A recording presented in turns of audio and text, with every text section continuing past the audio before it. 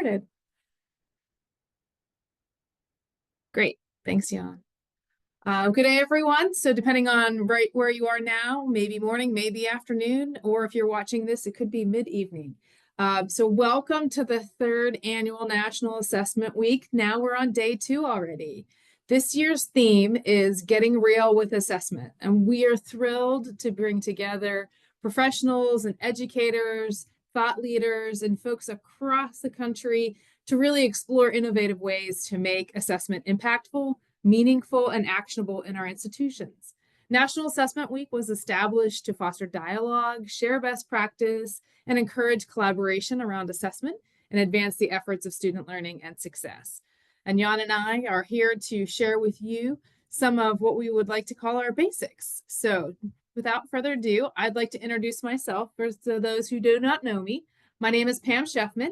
I'm Executive Director of Planning and Assessment at the University of Houston Clear Lake. I see some of my Hawks here with me.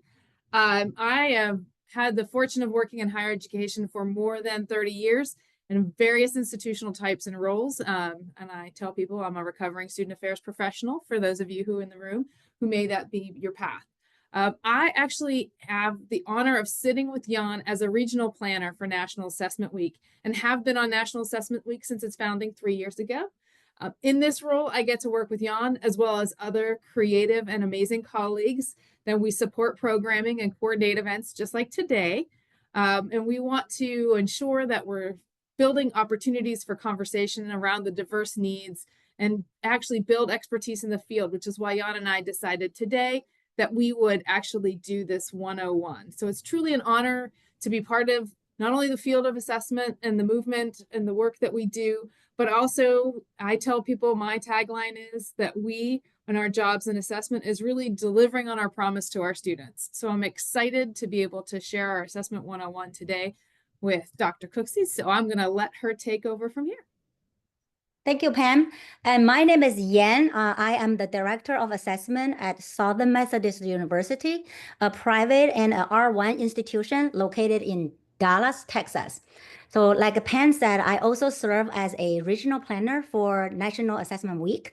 And this is our third year serving as the regional representative. So if any of you who is interested, please, you can also join the organization. And I can tell you that it's a rewarding experience working with wonderful colleagues like Pam and promote dialogue and share best practices and encourage collaboration around assessment efforts that help support student learning and success.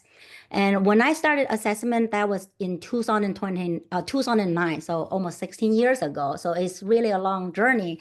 And I feel like there's a need to, provide this assessment 101 to the professionals who are, just joined the field and like me 16 years ago. And that's why Pam and I decided we need to host a session like this.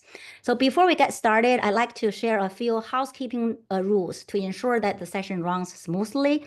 And because we are recording that, and we're going to also make the recording available for people who are not able to attend in person, because I got some notification already. People registered, but they couldn't attend. So we had about almost 120 people registered for the session. So very good. And please turn off your microphones to minimize the background noise. And also feel free to add your thoughts, your reactions, additional resources in the chat box.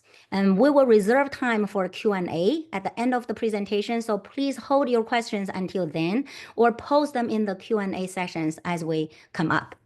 So thank you for your cooperation. And Pam, go to the next slide, please. So like Pam said, this is our topic, Assessment 101, Essential Guide to Understanding the Basics. So the virtual session is designed for professionals who are stepping into or transitioning within the assessment field. Next. So I'm going to cover quickly what we're going to talk about, what was in the description, as we're going to mention why do we even care about assessment, but then the meat and potatoes of the conversation really around the key concepts around outcomes, methodologies, targets, and how that actually transitions us to continuous improvement and leading and supporting assessment. So important that we cover this because why really is our foundation. So why do we do assessment? right? Why would we even bother? Why is there a specific term or field in higher education, right? And that is really driven from a place of our internal desire to improve, right? Assessment is a process in which we can use data towards improvement, right? There are also a lot of external factors that can drive our assessment worlds, such as calls for accountability, even accreditation. But it also fits with other things which are aligned with the mission of our higher education institutions, whether that's strategic planning, whether you're working in general education, you're in charge of a program, in charge of program evaluation or review. Maybe you even have state requirements. You might even have grants at your institution where they're asking you for assessment data. And also, as we do curriculum mapping and we actually understand the pathways of students at our institutions, assessment really is the process in which we gather information, we analyze and really look at it, reflect and think about what is our data telling us, and then we can use it towards improvement and again, delivering on that promise to our students. And then we reassess to see if any improvements we've made actually are doing what we intended for them to be. So that's why we assess. It's really important that we think about that first and we start with our big whys, as some folks may have seen in other literature. But also, it is important to really think about the difference between what is assessment under the context of what it is and what it is not. So you'll have lots of thought leaders in the field of assessment who can either argue for hours or days around the difference between research, evaluation, and assessment. And so in the classes that I teach and when I work with folks, I really think about and have folks really think as research is, how are we establishing what we know, right? How do we create new knowledge, new facts, come to conclusions about things we think in the way that they work? So research really is study and investigation, right? It's creating resources in order to become the foundations of what we know and do. Where evaluation tends to be someone or something making a judgment in a moment in time, whether that's around the quality, quantity, the value. It is actually a judgment call in a moment in time. Where assessment really is some pieces of those, but really in a different way, in a different practice. It is really gathering, analyzing, and reflecting and using the data towards improvement and then also reassessing. So important to think about and in context what assessment is and what it is not. Right? We're not necessarily always looking to create new knowledge like research. We're not always trying to be evaluative or providing a judgment call in a moment in time. Right? What we're trying to do and really focus on is that continuous improvement model and how we do things. So we have a couple of common assessment cycle representations, right? From our traditional plan, do, assess, act model, which you can throw in all the other things around that common model you'll see in text, you'll see it in literature, around what are you going to do, how do you get that data information, and then looking at the data information. It's one thing to have it, but another thing to actually evaluate the information you have. And then you use your data towards improvement and you share it out. Some people even say close the loop, right? And for those folks in our business side, right? So there's a common representation of what an assessment cycle might look like. Right, but also we went and looked at our SAC COC as the institution that I am accredited under, right? And so under our resource guide, they actually say this is a solid representation of what assessment is, right? When we look at how do we identify what we want to measure, we do analysis, we look at the results, and then we actually do something with the results, that use of results, and then we repeat that cycle. It may look different if it looks at your institution and how you represent it. So really understanding that it is cyclical. There's a difference between research, evaluation, and assessment, right? And so that's just kind of the understanding of the why we assess and how it looks. So I'm going to ask Jan to kind of move us from this really generalized idea of assessment to some of our specifics that we said we would cover today. So Jan? And when we talk about outcomes, we mean the specific results we want to see. So outcomes can be learning related, programmatic, or operational. So think of these as what we expect students or services to achieve. So we'll be focusing mostly on learning and operational outcomes today. And so first, the learning outcomes. Learning outcomes describe the essential knowledge, skills, attitudes, or values students should achieve by the end of a course, program, or learning experience. So it focuses on student learning, and you can use demonstrated through student work or performance as evidence. And the example of a learning outcome can be students will be able to analyze and interpret qualitative data. The program outcomes describe what the program is designed to accomplish and how it's contributed to the institution's mission. So these outcomes may address both the quality of the program and its impact on learners or stakeholders. So it focuses on program level effectiveness and goals. So the evidence could be aggregated data, completion rates, accreditation results, post-grad success, etc. So example of a program outcome can be the MBA program will prepare graduates to lead ethically in global business environments. And now operational outcomes describe expected results for day-to-day services, processes, or administrative functions. So these are common in non-instructional units, i.e. advising, financial aid, IT departments. So the operational outcomes focus on service, delivery, efficiency, and quality. So the evidence could be turnaround time, satisfaction surveys, error rates, etc.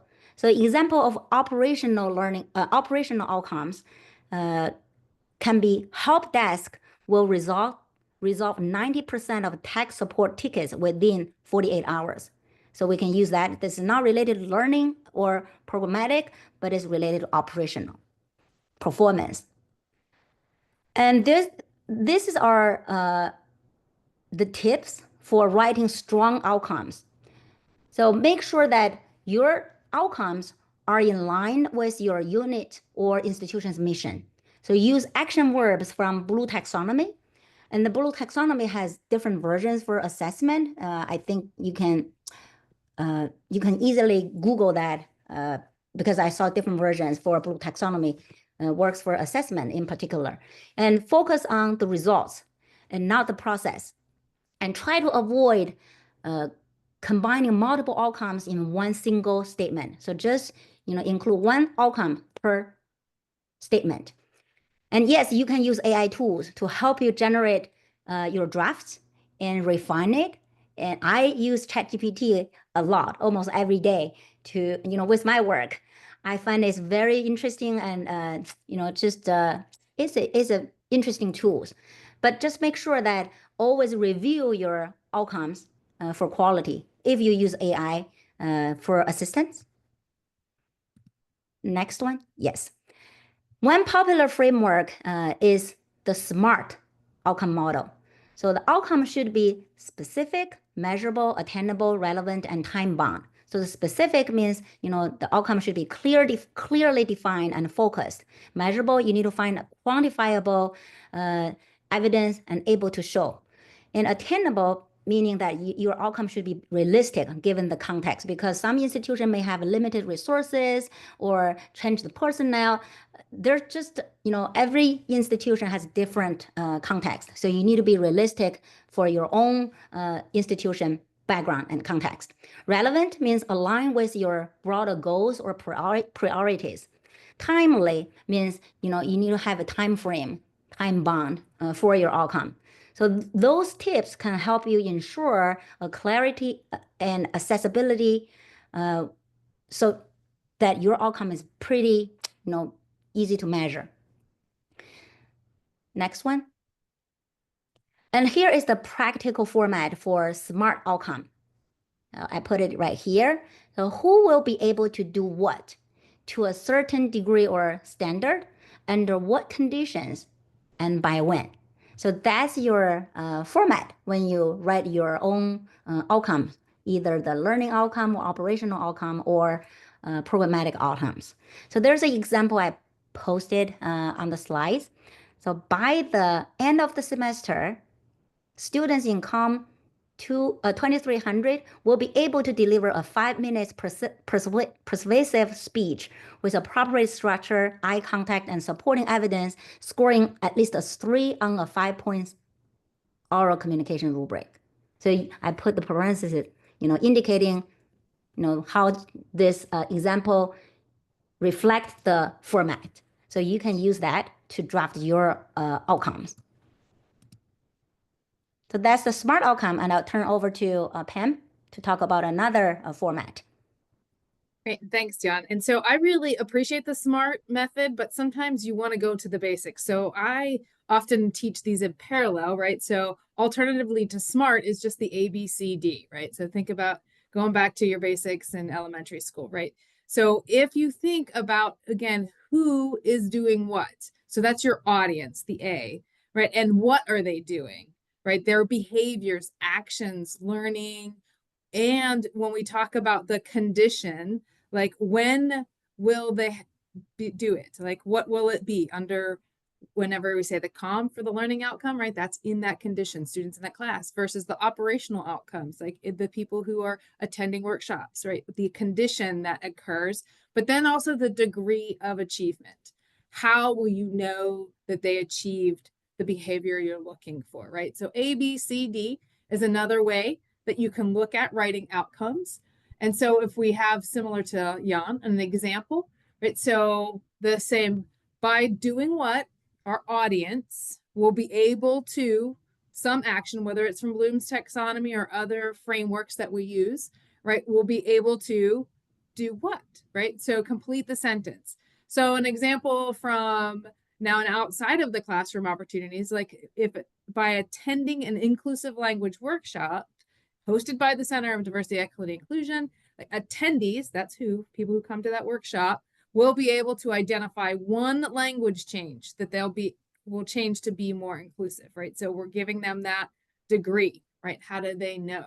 So again, you have that SMART. You also can do A, B, C, D, audience, behavior, condition, or degree of achievement when writing an outcome, so that you have a kind of a framework to start from. So if, again, we're starting from scratch, it's also helpful, though, to talk about how do you actually categorize different types. And I, told you I'm a recovering student affairs professional, have worked a lot with our operational side of the house, right? And so in that SMART example that Jan gave us, focused on learning, right? However, there are many orientations you can have with your objective that you're looking at, right?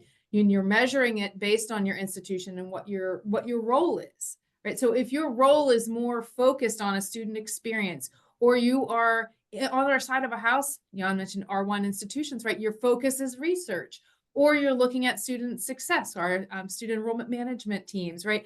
Or how do we look at these things if I'm leading a program and understanding these bigger, broader concepts that are not learning, right? So teaching, how do I know that we have quality teaching that's different than students learning? It's the work that our faculty are doing, right? So you really have these different orientations that you can look at.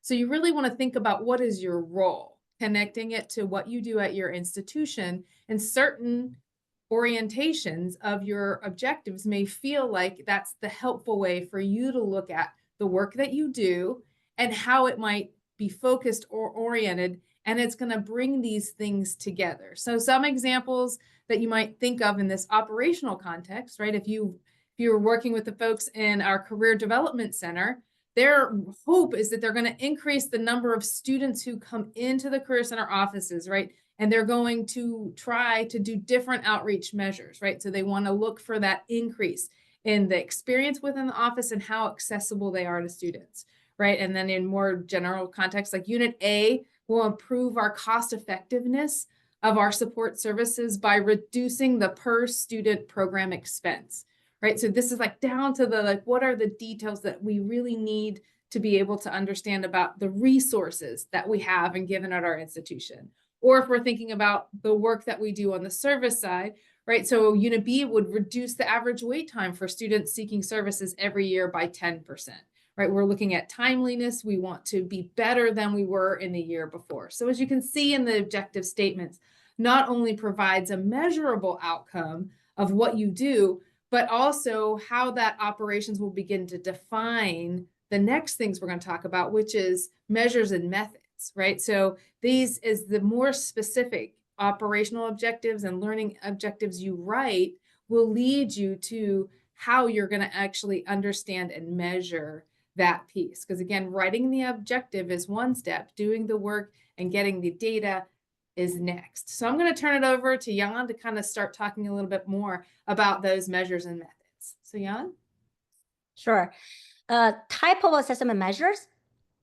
And when we, in the assessment field, when we talk about measures, we usually refer to direct and indirect, those two big type of measures.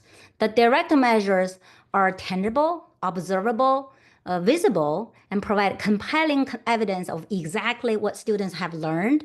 The direct measures require students to demonstrate why they have learned in a way that is observable and measurable. So there are examples I put in the slides. Those are a few examples. It could be capstone projects, exam, written work, performance, presentations, portfolio review, employers or internship supervisor ratings of student performance, oral defenses of the thesis or dissertation, or related to operational outcomes. You can use direct measures like decrease in wait time, increase in counts, i.e. the number of customers served, growth in serve capacity, reductions in cost of performance, etc. And in indirect measures, help to capture the perceptions of your outcomes or your units or divisions.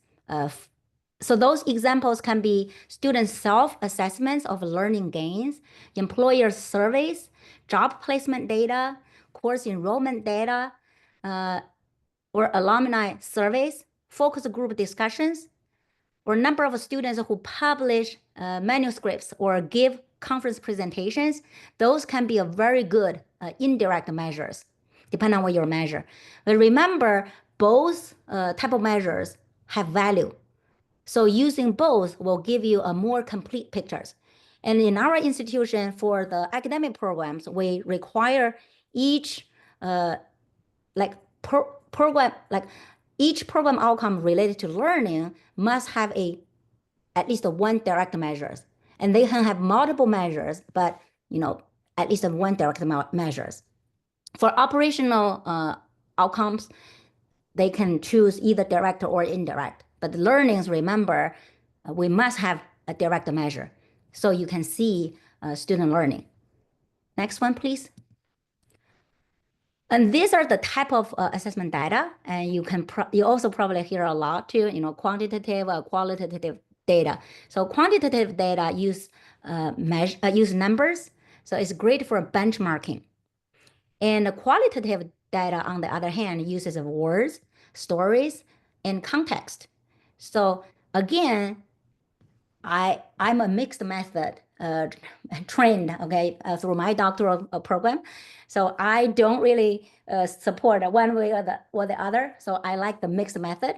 I think combining both will give you the richest insight. So if you have both type of data available and easy to collect, so please try to get both type of data. And next one. So this is just a fun picture to help you memorize these two type of data. So qualitative and quantitative. One look like so serious, and the other sounds like crazy. But no, we're not crazy, okay?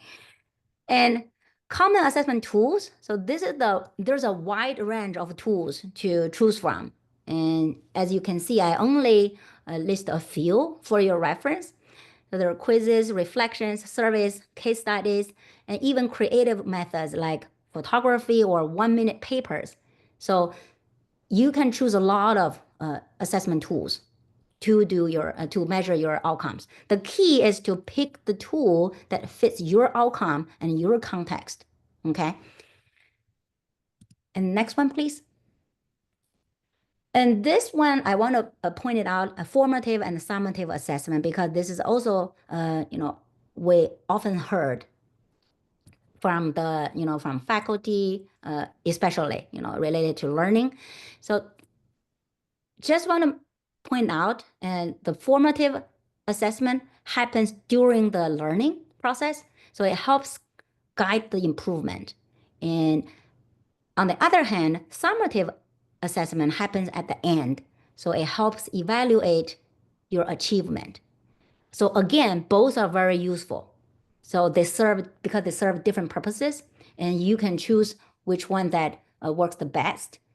Remember, assessment is meaningful, impactful, authentic. So try to, pick the type of assessment that, can help you achieve that.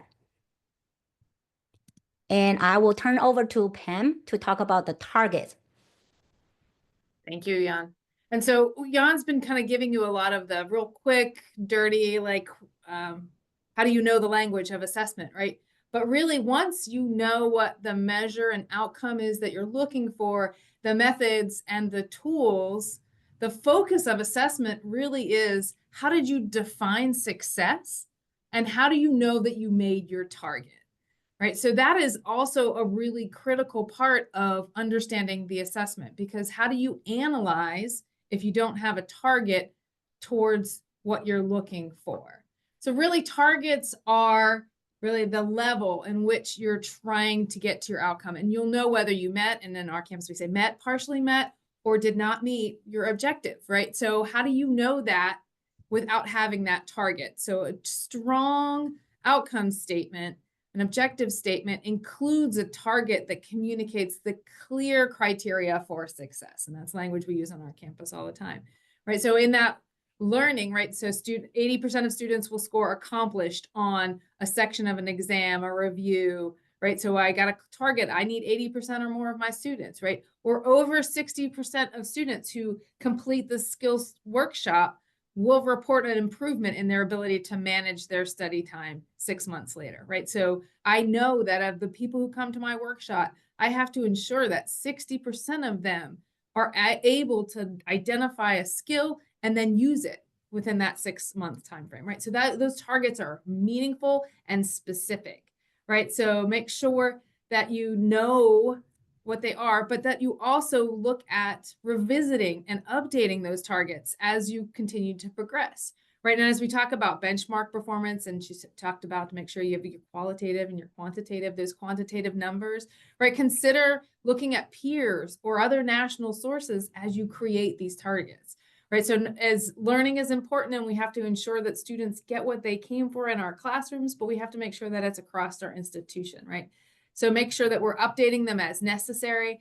And particularly if you're achieving your target year over year over year, there may be opportunities for you to say, well, maybe the target is not set correctly, right? Or again, maybe we need to look at different parts of the learning, different parts of the operations or other things if we continue to meet it. So having that target really does set that bar for what we're looking for achievement. But further, like when we talk about the target, you need to understand that objective and the data that you use, right? So again, depending on the orientation, because we discussed earlier, when you write your objectives, you're going to write towards the orientation of what you do, measuring based on what your contribution is, your local mission, the institutional mission, what is that part? So the data type then becomes part of that target that aligns to the orientation, right? So you have to think about what data do we have access to, what data actually matches the objective that we're looking at. So when we're looking at student learning, you should look at specific observable skills, abilities, attitudes, those things that students are actually learning. So the data type around learning really needs to actually have access to that. Enrollment and retention, we talk about the number of students who continue from term to term, year to year, those that graduate, right? Those real important metrics for our institution that determine, are we doing what we say we do? But also, again, the student satisfaction, when we say that, you do want to be able to understand how students perceive things, is also really important. So surveys are important data sets as well in the assessment world, whether you're looking at satisfaction with specific services, advising, counseling, or financial aid, but also how they're understanding their experience. Also, when we talk about efficiencies within our operations, and we're talking about things that we need timeliness or accessibility, those numbers that we look at in terms of the students that we're working with. So those things are important. We have to be able to access the data type. When we say we want to improve the amount of time that it takes to process and reduce things or increase things, you have to be able to have a baseline or a number that you start with. So if you can't measure wait time, then assessing wait time might be really difficult for you. But if you have a system where you can look at things like the number of students who are signing in within a given time frame, or the availability of students to be able to use chat services and other things, right? Those are times and accessibility pieces that you want to tie the data that you have to the actual objective. And finally, when you talk about resource management, I don't know any institution that would say I'm just throwing around money and resources like we'd have it everywhere, right? So being efficient in the use of the resources that we have is a really important assessment that we can do on our campuses, and really looking at the personnel, the technologies, facilities. How do we ensure that we are cost effective? One of the other examples I used earlier was the cost per student to have programs and services, right? That's measures that we can really look at on return on investment, but then also how are we using our resources to their best, right? So that is important to think about when we're talking about assessment is the objective that we wrote and the work that we do, the mission, the things we do, and then aligning the data that we have access to, right? Because you really have to think about the holistic picture of assessment, because you can't analyze data you don't have. So really thinking about that data type is going to be critical and important. So I know that I'm a proclaimed dork, right? So the assessment world, right? You have to know a little bit about statistics. I was almost a statistics major in my undergraduate. But I went psychology instead. I think people's minds are so much more interesting. But data really is that information that you have access to, which I was alluding to before. And I love when I teach my classes and I'm talking, it's like, I love to tell people data itself is a plural form. So data are. So if you want to feel real smart, you never say data is, because that's a singular form. Right? But the singular form is datum. So if you really want to sound great at parties, you would say that. Right. So, but also recognizing when you have a data set, that's a single thing. But when you also have a database, that's a single thing. Right. So understanding what data are, that's the information that we were talking about just earlier. But then as you look at other things in statistical terms, there are obviously courses you could take on this, but things that you might want to understand when you're looking at assessment, you're looking at other folks' data or your own, is really differentiating some statistical information. Like when we talk about our population and a sample, right? There's often people will say, well, everyone thinks a specific way post-survey. Well, no, really, actually, it's the people who took the survey who feel that way, right? You want to make sure be very specific in that language so that you understand who you're talking about and how that relates, right? So everyone is a really difficult thing, and that's your population versus a sample, maybe the folks who took the survey, the number of students that are in your classes, those things, right? So when you think about sample, that's part of the whole, right? And often people say, oh, a random sample of students who came to the information table. No, that's actually a targeted audience, right? So make sure that we think about what is random, really truly random, where everyone in the entire population had an opportunity to be in there versus a convenience sample or any of the other sampling methodologies that we use on the regular basis. And I also warn my students not to say, oh, that's really a significant finding, unless you've done your statistical homework, right? So make sure that you use the word significance when it is truly significant. You want to make sure that you are using that in the spaces in which it is. And folks talk about validity and reliability often. So I just like to make sure folks hear out loud that when something is valid, right, it's the quality of logically or factually sound, right? It's cogency. It's the understanding that it is potentially true. That is valid. Versus reliability means it will happen over and over and over again. It does not mean that it is valid. It just means it's repeatable, right? And so both of those are important statistical terms to understand. So when somebody says something's valid versus reliable, you understand kind of where that's coming from. And the last thing I wanted to do, just this real quick primer on stats, is the difference between correlation and causation, right? When something is correlated, you found a relationship between the things. That's the extent in which they are interdependent to each other. It doesn't mean that it happened as a result.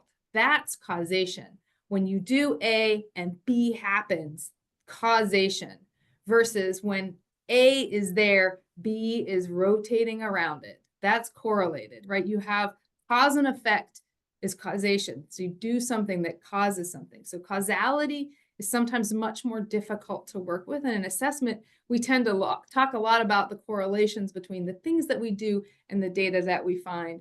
And just want to make sure you get that little bonus today. Right? So real statistical information you will need over time. You'll need this. Again, we are just trying to do this surface 101. So as you start getting more data and you start doing more work, you're going to look at information and data, and they tend to fall more in your descriptive statistics when we talk about frequencies or central tendencies and those kind of things. But as you get more in depth, we start doing things like predictive analytics. We talk about our strategic enrollment folks, right? Those are really important data sets that we're using to understand what does our future student bodies look like. Right, but that's all for another day. We don't have time to do that today. I just wanted to kind of do a quick primer that part of when we talk about assessment is that analysis part, which is the data, which is statistics in some sense. Right, so now that we're closing this primer, I'm going to send it over to Jan because she's going to talk about one of my most favorite things, which is improvement. So I'm going to let you take it over, Jan. Thank you, Pam. And thanks for the tutorial about the statistics, okay? And it is a bonus and try to add on to it related to reliability.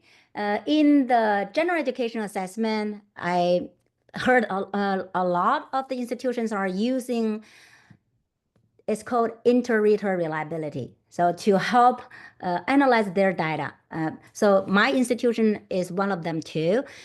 For the general education assessment, we collect a lot of student artifacts, but how we can evaluate the student artifacts. So we have a trained faculty as readers to use the rubric and score the sampled student artifacts. So when we do that, we assign each artifact to at least two readers, two faculty members, and then we will calculate the inter-reader reliability to see whether we reach the the good valid or not valid, reliable data, like Pam mentioned, right?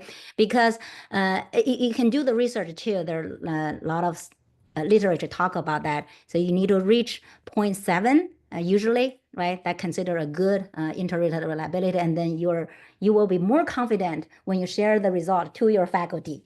So that's another topic, but not for today. And now I'm going to talk about leveraging results for continuous improvement. And we are similar to Pam. We're under the SAC-COC accreditation. And one of the standard 8.2 SAC-COC standard said, institution need to identify expected outcomes, assess the extent to which it achieves those outcomes, and provides evidence of seeking improvement based on the analysis of the results. So you can see that you have to provide evidence of seeking improvement based on the analysis of the results. So that means using the results. So even when we're not just for like a compliance purpose, right? And just forget about the accreditation standards, just back to our institution, at the program level, department level, division level, you do want to see that your program is operationally effectively, and your students do, demonstrate and do know what they're supposed to learn, right? So you want to see whether they meet the expectations. So that means you're going to look at the results and try to use the results. If they're not meeting your targets, like Pam mentioned earlier, the target, if they're not meet the targets, then you need to try to use the result, identify the areas that need to be improved, and then improve your performance. So assessment is only powerful when we use the results, so to speak. And whether we, and then you can, there's many ways to use the results, either big or small. So it's not necessary to be, a huge change. You can just tweak your course, revise your rubric, refine your assignment. That's what we do often at our institution at SMU. And then you can also adjust your policy if you see that there's something that you're missing in the policy, and then you can always write one, like we are working on one as right now also. Because if you have your clear policy and then your practice is in line with your policy, that's also a good practice, right? So just keep those in mind. Those small steps lead to a larger sustainable improvement. And just remember, using the results is the heart of your assessment cycle. And I put a little bit graph there on the slide. So this cycle look like assess means you collect your data and you analyze your data, review the results. So act means you will make some changes, right? And then reassess. So check if your intervention, like a refinement, whether they are working effectively. And then share means you're going to communicate your results and communicate what you have done to improve your program and your units. And so every step matters. Just keep that in mind. And next one, please. Well, I have a question, Jan. So I Sure. was at my assessment committee last week, and they said, well, what if my program says they're already perfect? Why do Well, you force me to improve if I'm already perfect? And I thought that was an interesting conversation to ensure that that's going to happen. And so maybe that is an opportunity for you to say, I agree. You've got great enrollment numbers. Your retention is hitting out of the park. Your grad rates are great. Your student learning outcomes, you're at 96% or better in your courses. So don't change those things, right? Continuous improvement isn't about trying to beat 100% because that's a losing game, right? What continuous improvement is about is finding even small opportunities that will make you better, right? And so it doesn't necessarily have to be changing the big rocks, and sometimes it is the small ones. So I just wanted to bring that example to you while you're talking about continuous improvement, because I know that somebody out there saying, well, my people think they're perfect, which in some respects we are doing a great job, but there's always an opportunity for some small things. And thank you, Larry. I see you. All right, so next. Thanks, Pam. And this slide, I showed some practical strategies. So how you really leverage your results for continuous improvement. And you can see that analyze the results for trends. You can always disaggregate your result, by different group and population. And like for us, for example, when I analyze the general education assessment results, I always disaggregate it by course prefix. So show each department how their students perform, right? And also I disaggregated among the regular semester and the short terms. So regular term and short term, because our faculty is very interested in knowing that whether student learning is different between the regular, like spring and fall semester, and the short, intense term, summer term, Jan term.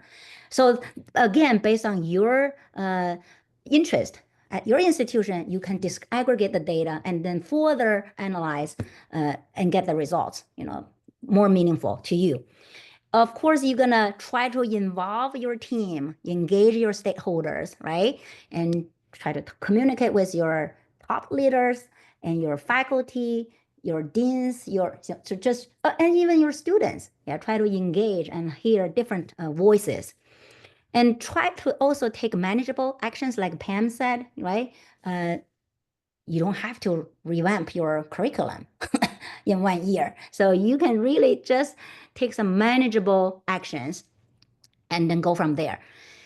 And another important tip is to document what you have done. But remember, I just mentioned the SAC-COC 8.2, and there's one element that you have to demonstrate that seeking improvement, evidence of seeking improvement. So how you can demonstrate evidence? So you need to document your evidence. So document what you have done. You have your own system you can set up. At our institution, we use Box. And so we have a collaborative documents and create for each department, and then assign their access so they can, upload you can upload your meeting minutes, if you redesign a assignment, and you can upload the redesign assignment or before and after, right? So it's just something like you show. the evidence. And reassess. So I have one bullet point right there. Reassess to understand the impact. So always keep in mind that you identify a program, identify an outcome, and then you have the measure to measure that. But you always need to. So after you implemented the improvement plan, always try to reassess and see whether your implementation works, right? And it reminded me of a very popular article called a simple model for learning improvement, Weigh Pig, Feed Pig, and Weigh Pig. So that's written by Keston Foucher. And I'm sure a lot of people have heard about him. If not, then Google him, okay? So I consider him as a assessment guru. And I always reach out to him, and he and I are friends too. So just so the idea is you assess your students and you intervene, right? If you identify an area for improvement, but always remember to reassess. So that's the concept. Keston Fulcher. Oh, I can put this right here. The article is, I found the article right here. So I'm going to post it in the chat for everybody. Thank you. So that's for your reference. And the next one, please. Oh, you didn't talk about reporting. Oh, reporting. Okay, thanks for the reminder. Reporting is very, very important because if you are done a wonderful job, because assessment takes time. Like for us, we have 3 years assessment cycle for general assessment, and we do the program assessment annually. But once you have all the successful stories, you need to share the stories out to your stakeholders, right? So telling the story, and don't be shy, and then let the the exemplaries be your ambassador, and then to influence other programs and faculties. So that's it. Great. And so I'm going to just really quickly talk about the way you can, quote unquote, do assessment, because I've been on a couple of different campuses. And as we're kind of looking at all of what the basic 101 assessment looks like and the information that you need, we've talked about so many different things. I feel like this is the fire hose approach, right? But how you can lead assessment on your campus is also important as well, right? So I tell folks I have the best seat on campus. I get to work with everyone across our campus, from our faculty to our custodians to the folks who are running our rec centers to the deans. Like, I get to really have intimate conversations about who they are and why they're important to our institution, right? So that's really wonderful. But I have zero authority on any of the work that they do.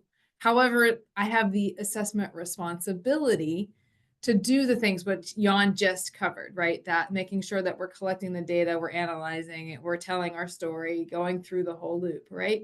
So that's part of the territory, is how you actually lead assessment and what that might look like. Because you are often actually asked to be a consultant, because you are working often with the true content experts. I could not run a recreation center for sure, but I can help them assess whether or not they're running the best recreation center they can, right? So understanding that as it's part of the assessment cycle is really being that consultant and helping them understand their mission and who they are. So some examples that I just wanted to share before we get to our summary and question and answer is that there are positional leadership of assessment. I obviously have a title of executive director over planning and assessment, right? It's in my title. It's an expectation that that's what I do. So I do have positional authority at my institution. So you can lead assessment through that positional authority, but you can also have committees. I have a wonderful group of folks, both Jan mentioned general ed. We call it the Texas Core here for us. And I also have another great committee that we work with, our assessment committee, which is campus wide. So they actually own a lot of the process, not me as the person who may have the job title, but the committee actually leads the assessment process and the cycle on our campus. They make the critical decisions around how are we documenting and reporting the cycle, and how are we ensuring that we're using that data towards improvements, right? But they also, the use of the processes. In a previous institution, we had our annual reporting for our division, in which that process of the annual report, where they documented what their goals were, why they were doing the work they were doing. They shared their data. They talked about their targets and criteria for success inside the annual reporting process, right? So assessment can live in lots of different places across campus, but important to know that it's not always having the authority, but really the responsibility towards using our data. So I wanted to say that before we get into some of our summary from today. And I know, Jan, I don't have access to the Q&A, so you might have to summarize when we get to there. I'm just giving you a heads up. But in summary, I love to tell folks that assessment is a tool in your toolbox. It's not a task that you do once, check the box, and move on, right? It is an opportunity for you to really delve into who you are and your mission, right? But it's also, part of it is a journey. It's not a one and done. You're actually looking for opportunities to continuously improve, reassess, come back, do some more great work, and be able to do it over and over and over again. It's not just driving from one city to the next. It's actually what you're learning in the car ride together, right? So this really is this journey and not the destination. And we mentioned that, like, you might have lots of great things that you're doing well. So really focus and assess what really matters to you. Just because you can count it, or just because you can do an assessment of it, doesn't mean you actually should. But you really need to understand how important your time and effort is, and that you're really looking at what matters to you and your institution and your students. I keep saying, like, I deliver on the promise to students. So really understanding that piece. So Jan, you want to take us home with those last three, or are you still in Q&A? Oh, sure. We don't have a Q&A. Maybe that means we are doing a good job, right? Pretty clear and simple. Yeah, assessment is not an extra work. Well, although, not completely true, because you do have to put extra time and efforts. However, when I talk to our faculty, I hope, they understand, try to think assessment is not extra, because they are doing that day to day. So they are assessing their student learning. They are, evaluating students' performance. So I think that embedding in their practice will really make the assessment work more meaningful and also efficient.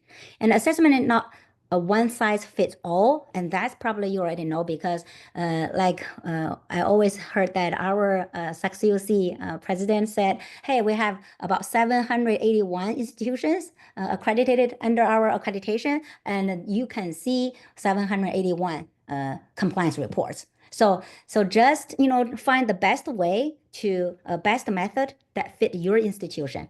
And again, sharing the story, like I mentioned earlier, is very important, because when you tell your story, you're helping your institution, your community build a culture of learning and transparency.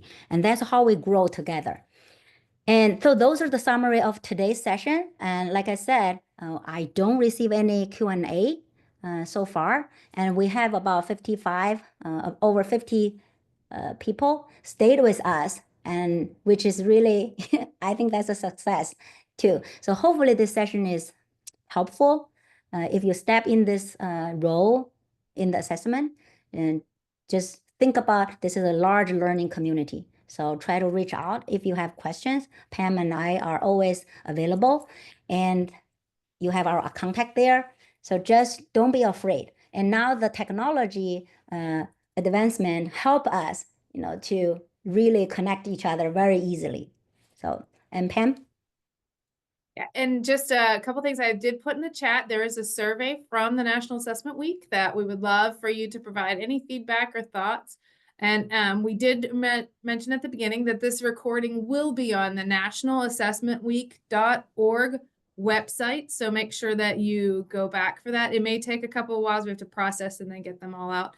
It will probably be a nice full week of activities. And For those of you who haven't had an opportunity, nationalassessmentweek.org. There are other events going on that you can definitely participate for the rest of this week. But as Jan and I mentioned at the beginning, this is a great opportunity for you to actually stand in a role. So you can also sign up to get involved, get engaged with National Assessment Week. So it happens every year.